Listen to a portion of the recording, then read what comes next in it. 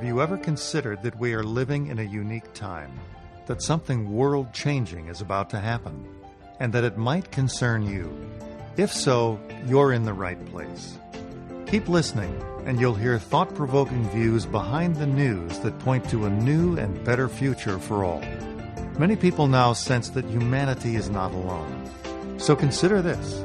If the Christ or the Buddha walked among us today as modern men, would we recognize them? What would they be saying? And most importantly, would we listen? Every Sunday on this program, Share International Radio, we'll examine extraordinary events that are unfolding behind the headline news. This may be the message of hope you've been waiting for.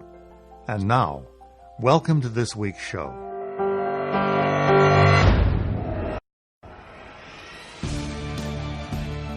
Today, sunny Vancouver, and our topic is pretty timely. It is the environment. We're maintaining that it's not all gloom and doom, but if you are listening live today, April 17th, 2016, there is massive news of environmental problems that have occurred just in the last few days, in the last few hours, some of them. We have back-to-back earthquakes in Japan. We have the strongest earthquake in decades that has happened in Ecuador. The Amalfi Coast bracing for landslides in Italy, and even a rare occurrence of a fire tornado here in Alberta, Canada.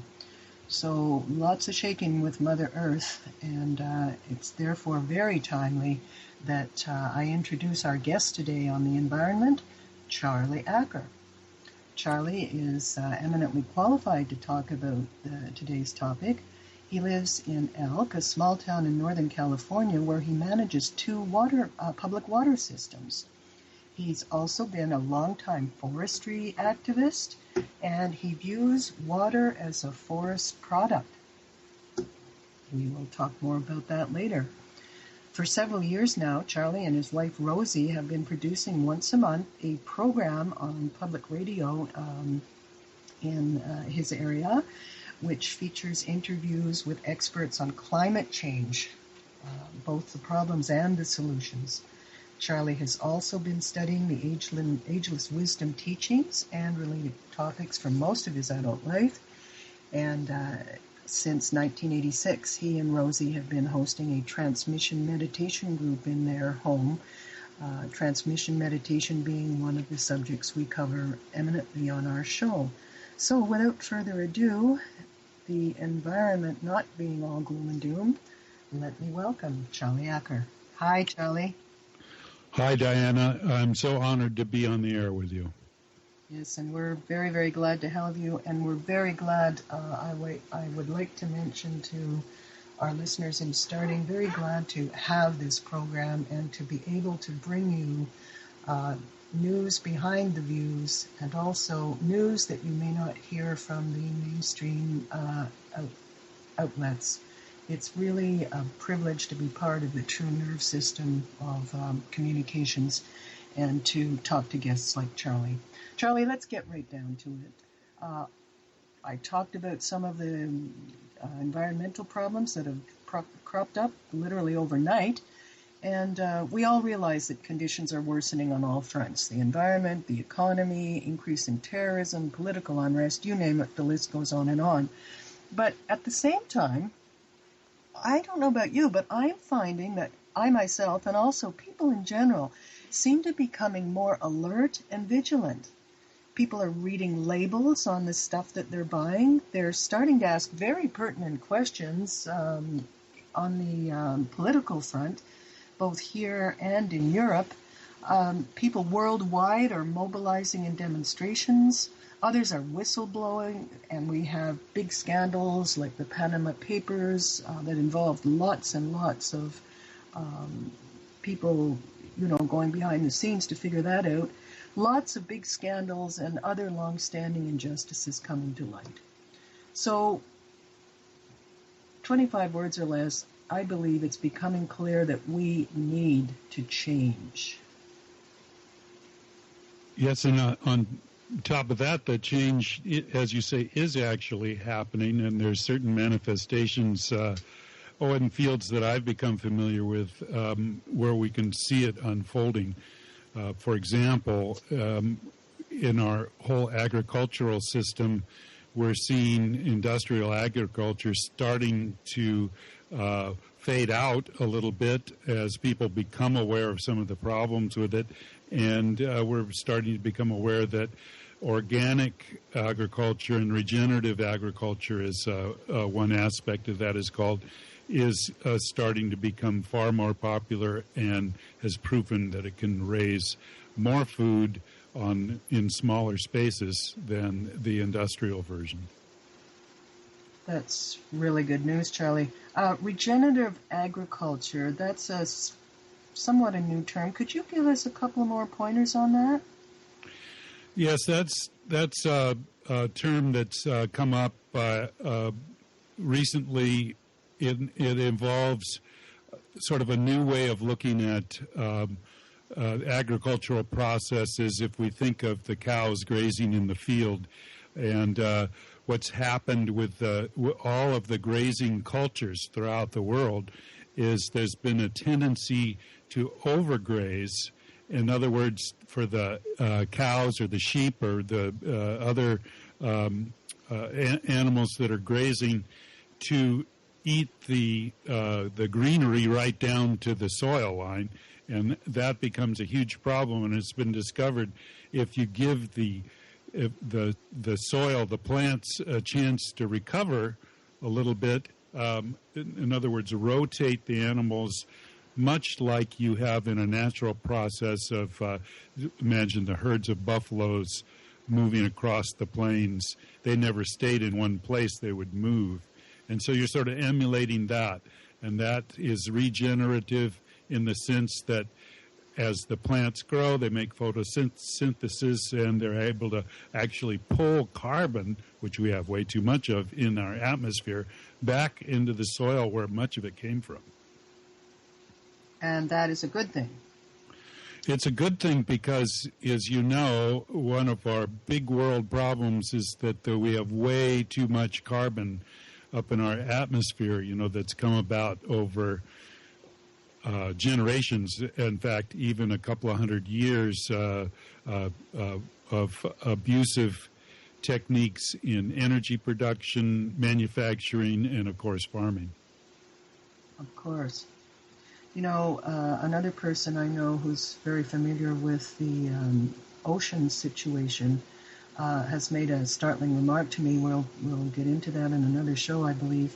But it's that just as water is needed for the earth to produce, carbon in the form of dust is what helps the oceans to produce. So where there is dust, there can be the form of, various microalgae and whatnot that feed the smallest marine life, from the amoebas up to the krill and eventually up to the large ocean dwellers like whales and whatnot. So we have that kind of imbalance that if we could just shift a few things in the environment, outer environment, that would work as well, that would help solve these problems. But there are also inner aspects, right? For people, personal aspects that are helping to contribute to this change.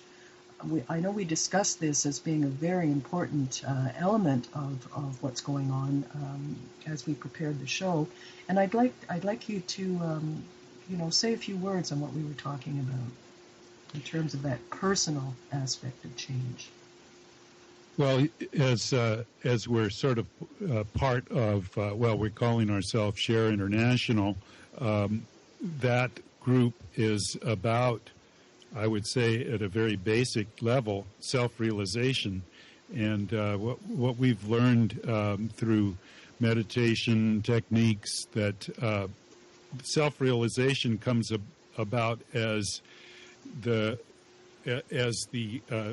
person becomes more aware of the existence of the soul, for example, and that energy coming in allows or helps us to see the bigger picture, perhaps, a cause and effect, which also is called karma, and it sort of informs our morality from there. So our growing awareness, the awareness of the soul in spiritual terms that can evolve through meditation, pours out into being more ethical on the outer front. That's what you're saying? Yes, I would hope so. I see it in people that are close to me, and I see it in the activist groups that are about that. By and large, people are more sort of aware, if not sort of directly in a meditative path, at least they have a consciousness that humanity is such an important aspect of life on the planet, and honoring humanity and trying to make a place for it to thrive and to grow and to live in balance. It all seems to be coming down from the gateway of self-realization. Right. And you mentioned, of course, meditation is one of the great tools to that self-realization. You also mentioned transmission meditation, which the Share International group that we are part of as this program is talking about. For new listeners, you can hear a complete show on transmission meditation that I did with a guest on March 6th. The way to look that up is to simply go to the archives on OMTimes Radio in our show, Share on the Air Radio North America. And there in the archives you will have that program that gives you all of the information about transmission and its value. You can also go to transmissionmeditation.org, which we will talk about later. When we come back, we'll be looking at a critical issue with a conscious lifestyle for a mindful life. OMTimes Radio, IOM FM. Every night, when the skies are clear, a remarkable event can be witnessed. A UFO the size of 5 football fields is moving through the skies just like a star. It pulses, it blinks, it changes color. This spacecraft appeared before as the Star of Bethlehem. Find out what it all means. Visit shareontheairradio.org. That's shareontheairradio.org. Hi, this is Angela Levesque, host of Entanglement Radio. Join me Wednesdays at 12 p.m. Eastern for inspiring conversations with visionaries in spiritual science and conscious healing. Entanglement Radio, Wednesdays at 12 p.m. Eastern. Transcendent talk for the conscious mind. What if business could be fun? What if business is the adventure of living? What are you choosing? Where do you do business that makes it easier, more fun, or more joyful for you? We'd love to see where you do business. Connect with us on Instagram at Joy of Business or Twitter at Joy of Business. And share your pictures with hashtags BusinessDoneWhere and Joy of Business. Let's change the world with business. Live with medium Lisa Phoenix, Mediumship Messages and Musings, explores mediumship and all things metaphysical. Lisa Phoenix invites you to reach above and beyond your everyday experiences, to explore new dimensions in the spirit world. She will do live readings to connect callers to their loved ones in spirit, shares engaging stories and teachings from her own personal experience, and will have intriguing conversations with other mediums, spiritual teachers, and healers to help you understand the metaphysical world so you can connect to these forces in your day-to-day life. Join your host on this magical and metaphysical journey into the world of spirit every Sunday at 1 p.m. Eastern Time. The best of the holistic, spiritual, and conscious world. OMTimes Radio, IOM FM. Welcome back. You're with our guest, Charlie Acker, today, environmental topic on Share on the Air Radio North America.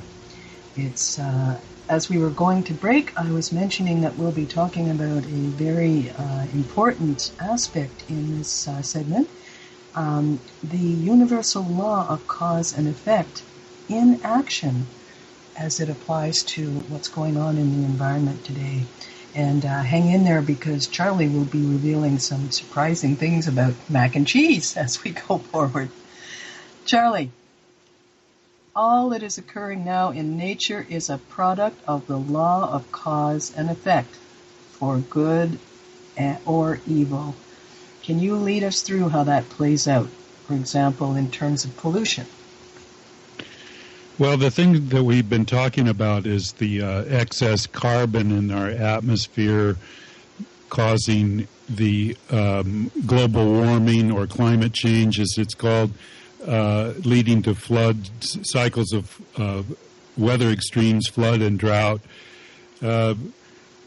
Basically, we've seen our carbon levels go from 350 parts per million, which is considered the top end of the safe level. There's even an organization called 350.org that explores this. And now we're past 400. Just recently we passed 400, and this is an outgrowth of the generations of burning fossil fuels, the problems with industrial agriculture, in other words, breaking the soil, the carbon comes out, and the soil depletion, and energy production, to keep our lights turned on and keep our factories running. And there's other aspects as well. More recently, we've seen fracking releasing methane into the atmosphere, which further exacerbates the problem, and leading to fires and droughts and serious weather events around the planet. So what's the effect then of going over this 400 mark?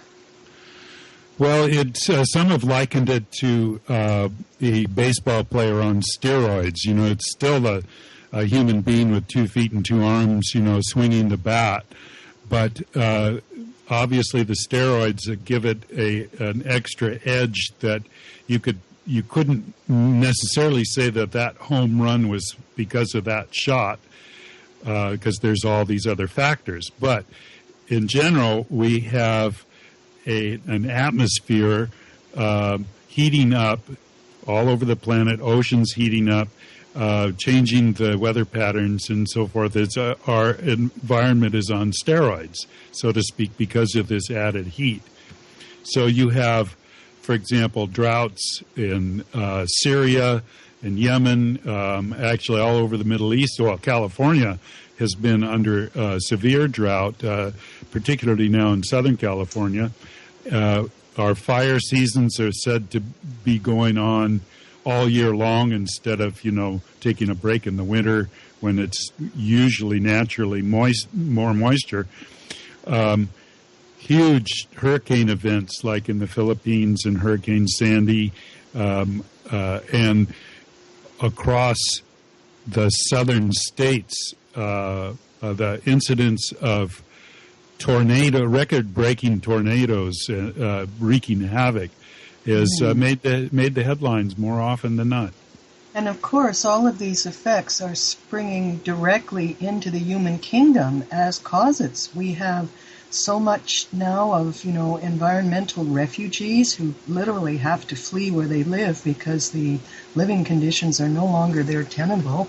And even things like in Syria, where the war is this overt cause, essentially the drought caused a lot of the unrest that caused those wars. So, we have a refugee problem that is based on the environment. I looked up a couple of statistics from the UN, Charlie, and they had estimates of about one person in 497 is a refugee now, and in other studies it was one person in 112. So, we've seen the picture of people fleeing with literally just the shirts on their backs, even if they were even in countries where they had shirts.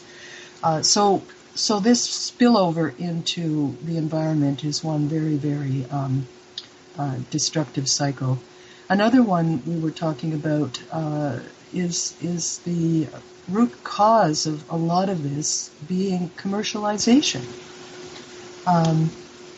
Maitreya has said that the energies of war, he said many, many years ago, towards the end of the Gulf War, that the energies of war had been switched off in the area at that time, but they were actually, that kind of energy does not just go away. The energy that sent the tanks into battles, that sent the planes out, that energy had just switched and had now found a new womb in commercialization. So let me give you a chance to talk a bit about that. Well, we see it in all different aspects. The profit motive seems to be the deciding factor in so many of our, especially business decisions. And of course, I've always said that when you make decisions on the bottom line, you sell out your children. And basically, it's like, if I think about raising my daughters, it costs far more to raise them than I ever received in profit from them. Of course, there's a future. Maybe they'll learn to support me. But if you strictly made decisions on the bottom line, well, you'd be selling the young people into slavery. And that's essentially what we do with our decision-making process, is that we make decisions, well, it may not be environmentally beneficial as much as if we spent a little bit more money doing this process. But since we're a corporation and we're beholden to the stockholders, we're therefore going to make a decision that's going to be more profitable, even though it's not so great for the environment. And I have a couple of interesting examples of that. Okay, but just before that, if profit isn't the proper yardstick, what is? How do we make it work? What is the solution? What I've always found is that, if you do the right thing, there's profit in that as well. It's just, it's not so overt and direct that you would, for example, making money off of an act, a business proposal, directly, but it may come around to be more profitable in the long run. And it's that way, I think, with a lot of the environmental things. So, for example, if you move away from fossil fuels and into regenerative, like solar and wind power, it doesn't pay off the way that the oil flowing out of an oil well will pay directly. But over time, you've already put the solar panel up, you've already put the windmill up. They're just constantly generating without other inputs, without fossil inputs. And so your long-term benefit is higher. Plus, you hired people to put those things up, and so you're helping the economy in other ways. Right, so helping the economy and helping nature to do its best job as well, is a pretty smart way to go in my books, and it just needs to wend its way into the minds of those who are thinking differently. So let's talk about turning the tide. And let's take an example with the GMO issue. We know, for example, in North America that we don't want them, but we seem to be stuck with them. They're not being advertised, they're not being revealed, etc. Big business is holding that news from us. Yet in Europe, they have set a different course that involves mac and cheese. Why don't you give us that picture? Right. Well, as many of us are aware, that genetically modified crops have become more prevalent. In fact, this sort of monoculture is sort of spread all across the globe now. And the thing that people need to realize about GMOs is that they're genetically modified, but many of them are genetically modified so that they can take the application of herbicide without killing the cash crop, but getting rid of the weeds that are competing with them. And what's the position of the companies making the herbicides is that, these are all proven to be safe for human consumption, so therefore we can use them on our food products. In fact, we can use them as not only to kill the weeds, but use them at harvest time as a desiccant, and it'll make your crop dry out evenly and therefore more marketable. Well, I've heard stories of crops coming to market that reek of the herbicides, particularly glyphosate, one of the most widely used. And then these products show up in our food. And you mentioned the mac and cheese story. Well, we had talked about this earlier, and through a website, foodbabe.com, we'd learned that, there's a lot of movement to get GMOs at least labeled, if not completely out of our food products. And there's been various successes with petitioning, like General Mills and Kellogg's and these companies that have their iconic brands, mac and cheese being one of Kraft's products. You might find it in Europe at least labeled, if not even without the offending herbicides in them, and at least they're labeled. Where in the U.S. we have no labeling laws, or very few starting to come about, and so while I hear them, we got to go for a second here, Charlie. We'll come back after the break and continue on how we can right some of these wrongs.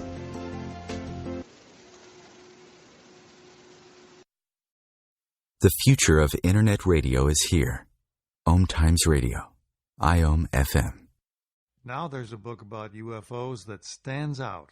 British author Benjamin Creme has worked directly with the Space Brothers and writes about their spiritual mission in The Gathering of the Forces of Light, a truly inspiring book. Visit shareontheairradio.org for details. That's shareontheairradio.org. shareontheairradio.org. Hello, I'm Sandy Sedgbeer, host of the Inspired Parenting radio show, where every week we bring you empowering information from the diverse fields of conscious parenting, education, neuroscience, consciousness, health, and metaphysics to support you in nurturing the best in your children. So if you're interested in understanding what shapes your children's minds, spirits, and hearts, join me every Thursday at 4 p.m. Pacific Time, 7 p.m. Eastern Time, and prepare to be inspired. As difficult as it is to believe, there are places in Africa where human traffickers sell albino children and their body parts for use in magic rituals.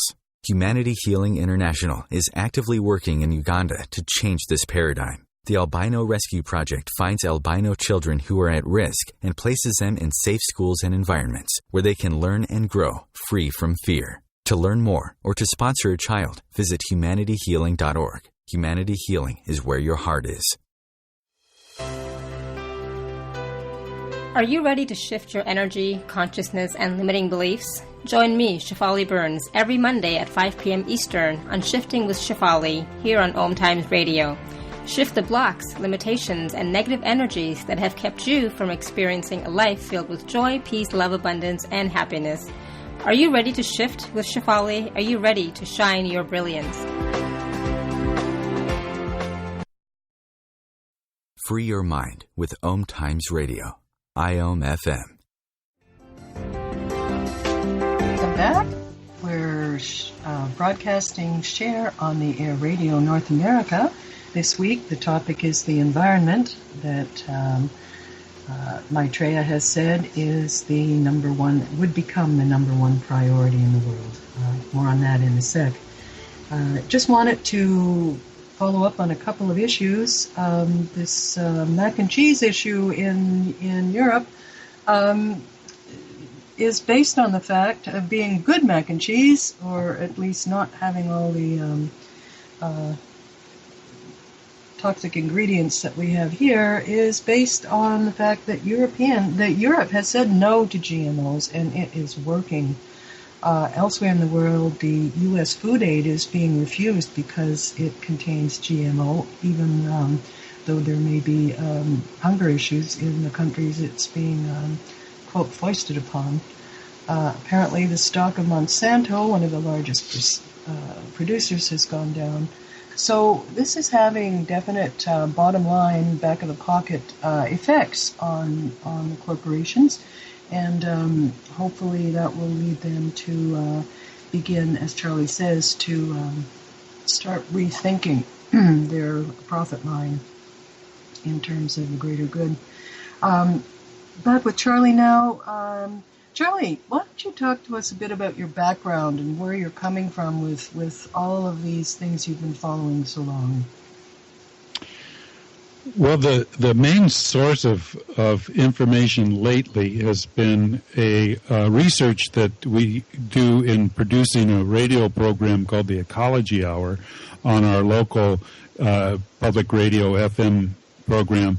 Rosie, my wife Rosie, and I do produce a 1 hour program once a month, and we have lately taken on issues of climate and now of what we've called regenerative agriculture, and also looking at the news on these herbicides that have been for example, the World Health Organization has called glyphosate a probable carcinogen. And that type of news comes from our research in preparing for our radio programs. And we have found that this is an incredible exercise in becoming aware. And then we figure it's part of our dharma to get the word out to people. And radio is, as you know, is such a great medium for reaching people it's also done through newspapers and so forth. But anyway, so our experience in radio has been really a number one wake up for us. Okay, and what is your call numbers or the website or how people can find out more about this? Well, KZYX streams on the air, so it's kzyx.org, and our program is the third Tuesday of the month at 7 o'clock in the evening, and we run for an hour till 8 o'clock in the evening. Okay, so what's it called? The Ecology Hour. Oh, Ecology Hour, that's right, you had said that. Well, also in your work, Charlie, as a water source manager or public water manager, you said that water keeps you honest. How about explaining that? Well, after I said that, I realized that there's not, honesty is not necessarily pervasive in the world of water. For example, you have the sort of the debacle that's happened in Flint, Michigan, where the water purveyors have made a decision to use a easier to access, therefore cheaper source of water, which happened to be more acidic. And as that goes into the old pipes that are laid under the city to supply the water to the houses, happen to be made of lead, and that acidic water absorbs the lead out of the pipes, and it ends up particularly affecting the young children and with sort of learning disabilities and mental development issues. So but as in terms of water keeping you honest, to me, we're a government organization that actually has a product that you either have enough of it or you don't, and it's either clean or it's not. it's either healthy or it's not. And so that's the sense of keeping you honest. Mm-hmm. Mm-hmm. An interesting point that you made to me when we were discussing was one of Henry Ford's ideas that you surprised me with.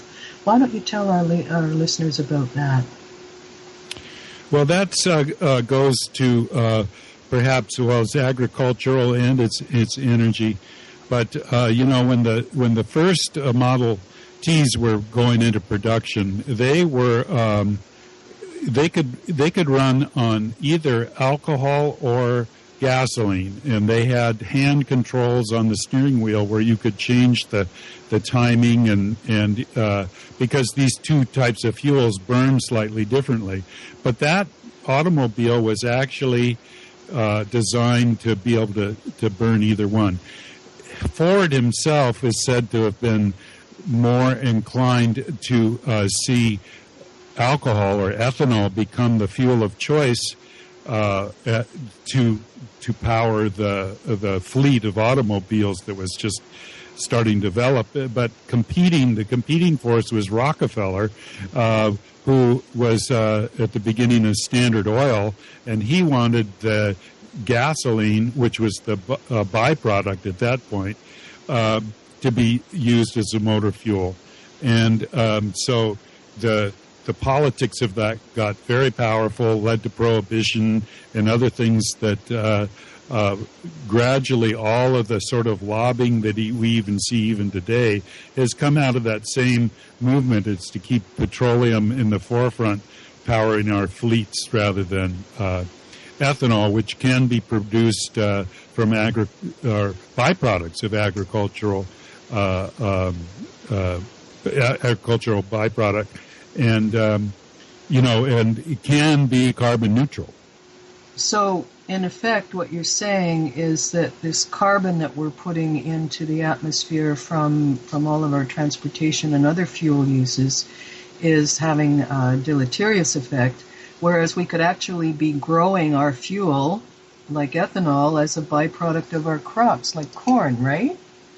Yeah, that's the basic idea. And of course, hundreds of millions of dollars have gone into a disinformation campaign that is really, it's the old thing where you say the lie enough times and then it becomes believed.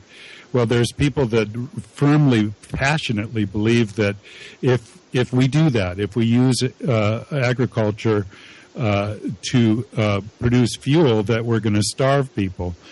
But we know through some teachings that we know through our group is that there's actually an abundance of food. It's actually the economics of food that keeps people starving. In other words, if you may be, living in an inner city, barely able to feed your family, it's not because there's not food at the grocery store. It's because you don't have money to buy it. Mm-hmm. Mm-hmm. I want to get back to this Ford idea of the growing correct crops, and that brings me back to your regenerative agriculture that you've been talking about. Now, that would seem to tie into bringing back the honeybees that are dying off and the monarchs and things like that, right? Who's following this up? Who's working on this kind of turnaround?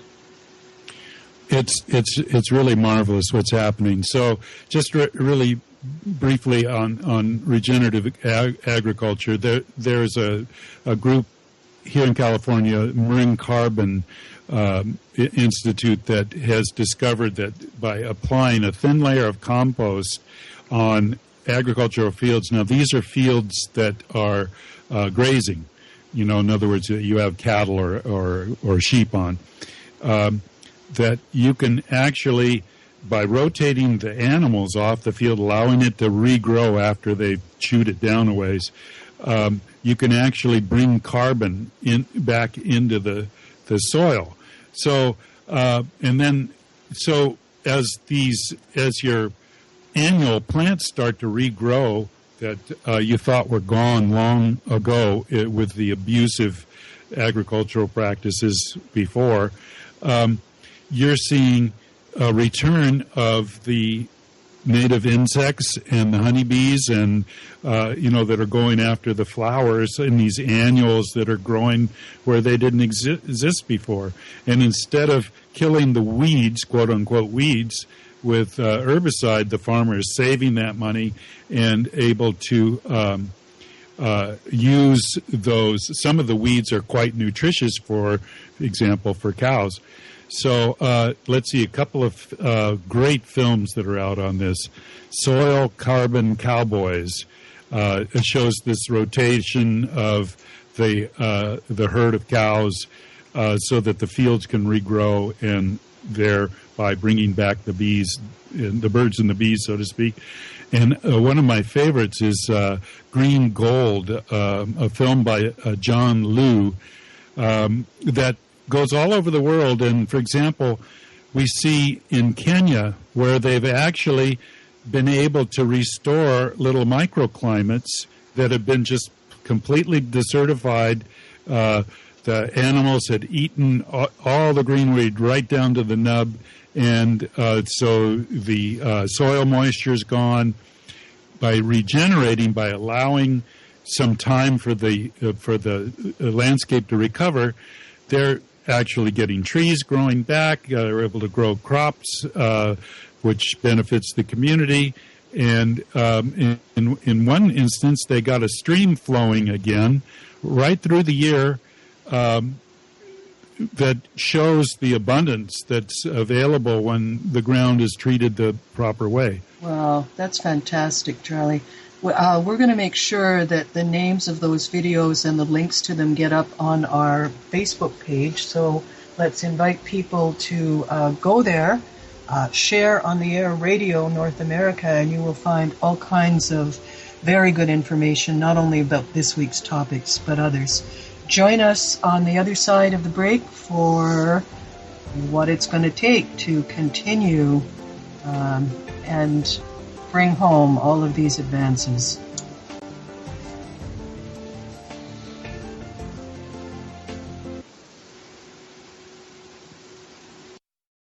The Real Conscious Connection. OMTimes Radio. IOM FM. Share International Magazine is unique in the world today. It draws connections that make sense between headline news and spiritual changes unfolding now on a global scale, and explains the forces driving those changes. It may be the message of hope you have been waiting for.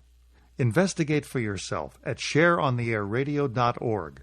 That's shareontheairradio.org. shareontheairradio.org. Do you want to be a better communicator? Do you want to better connect with the important people in your life? Do you want to enrich your relationships? If so, join me, Matthew Cooper, on the Positive Control System Show every Wednesday evening at 11 o'clock p.m. Eastern Standard Time on OMTimes Radio. I'll meet you there. Have you ever wondered how to change your love paradigm? The secret key is finding a love partnership, not just a regular connection. How do you find these? Through conscious relationships. Ascending Hearts Dating is a dating site for people like you that believes in second chances and a different type of spiritual connection. Try Ascending Hearts for free today at ascendinghearts.com and change your love paradigm. Ascending Hearts, the premier dating community for the spiritually awake. Circle of Hearts Radio is a sanctuary on the airwaves. Join me, Grandmother Elia, in the circle on Sunday 2 p.m. Eastern as I share information to both enlighten and nourish your soul. The best of holistic, spiritual, and conscious world. OMTimes Radio. IOM FM.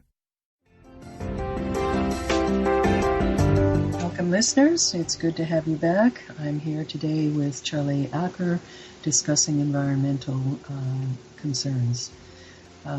This is all based, of course, on the priorities that we are talking about in our show of Maitreya, the world teacher, who is now in the world to help us bring forward all of these things and literally save the planet.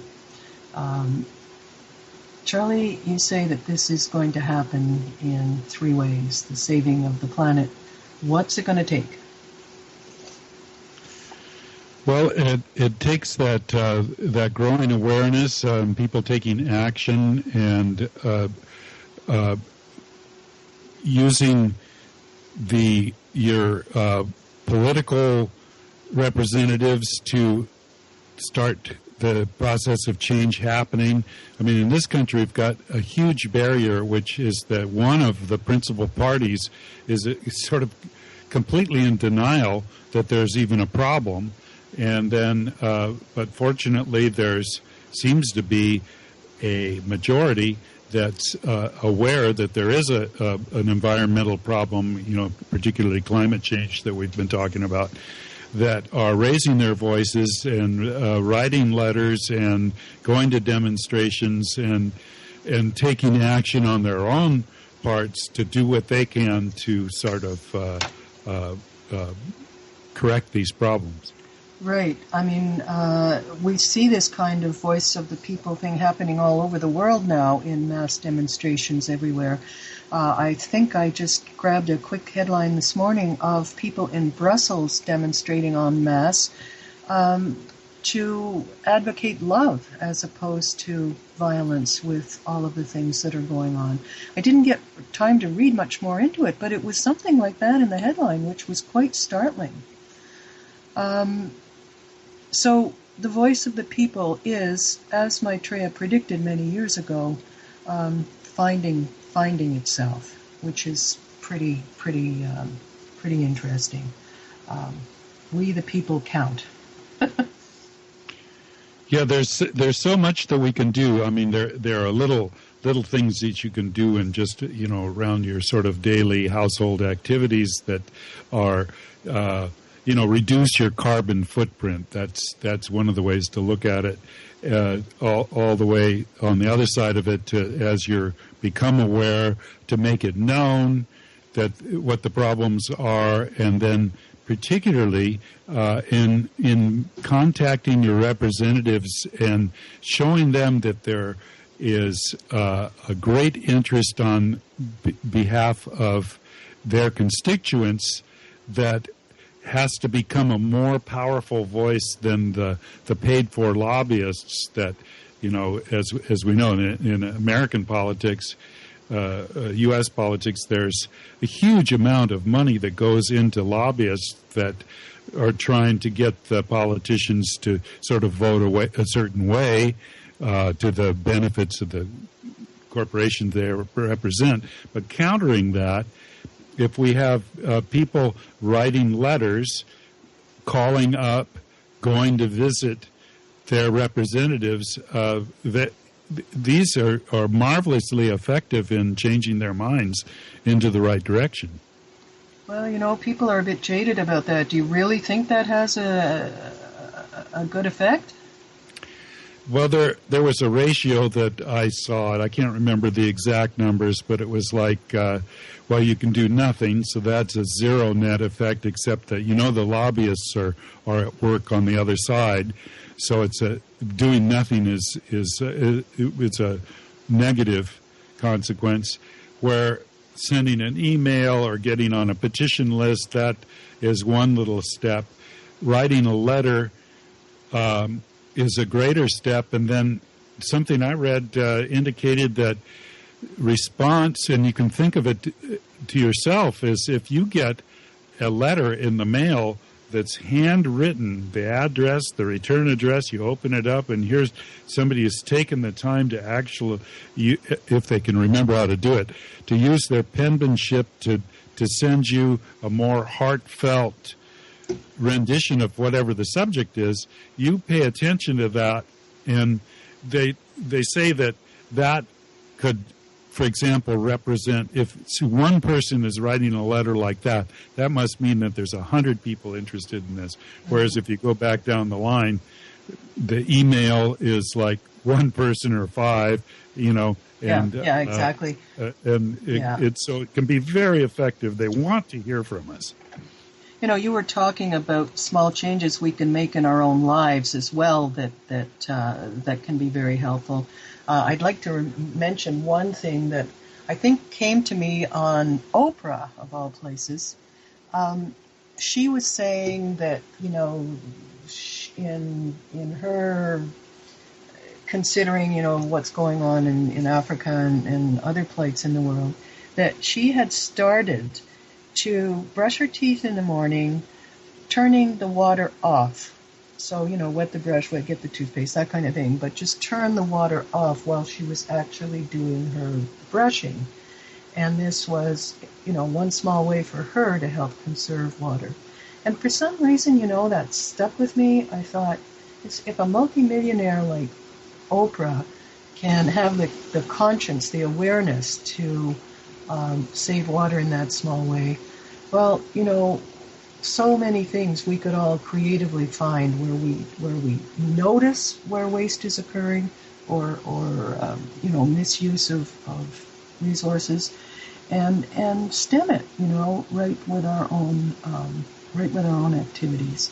So Oprah in that sense was an example of having this awareness of the bigger picture in the world and how we can really be part of the solution and taking care of what we have. Yeah, it's so important.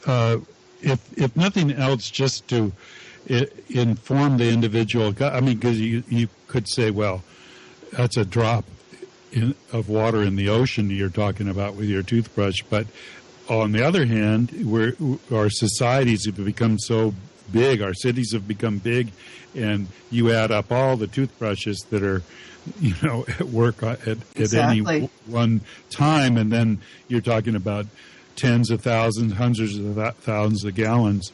And then there's the old, reduce, reuse, recycle idea that I must say is in some societies is played out so much more thoroughly than ours.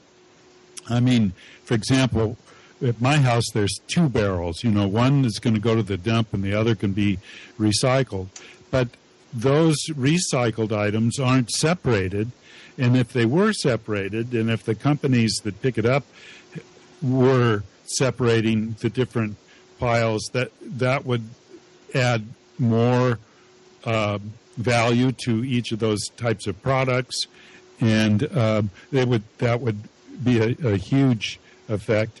We know if we can walk to the corner grocery instead of driving the car down there, that's going to be a certain amount of gasoline not burned. People are buying electric cars. Lots of things like that. Yeah, you're right. And there was a documentary on these complete cities or towns, at least, or districts in India, where all they do is recycle. They receive, various things from the dump and the landfills there. And I mean, the complete cities are based on, remaking clothes, like just all kinds of recycling initiatives that keep people in work. So it's obvious that there are a lot of things that can be done by a lot of people all around the world once we have the respect and have the awe that we need to realize how lucky we are to have this wonderful planet that we do. Right. So I'm glad to hear that you're thinking that the corporations may soon begin to pay some attention to what's actually brewing out there. If they can be shown, in my mind, if they could be shown that, look, you're concerned with the bottom line here, that's understandable. That you can do the right thing and make a profit. Maybe it won't happen as quickly or maybe not be as much, but, it's going to be sustainable, and that means that your grandchildren will be able to live in a healthy world, and so it may not be as profitable in the moment, but it'll definitely be the right thing in the future. And that ties in completely with one of the priorities of Maitreya, the world teacher here now to help us, which is sharing the resources of the world. It is the one solution that has not been fully tried at the political levels and would be what actually allows us to get to grips, come to grips with all of this. Just in closing, I would like to mention, a little late, but nonetheless, the premises of our show, Share on the Air Radio North America, is the major premise is that at this very difficult time in the planet's evolution, we have help. We are not alone. We have help of an extraordinary nature with us to guide and counsel, this being Maitreya, the world teacher, also known as the Christ, the Mahdi, Krishna, and a great world teacher for all of humanity, religious or not.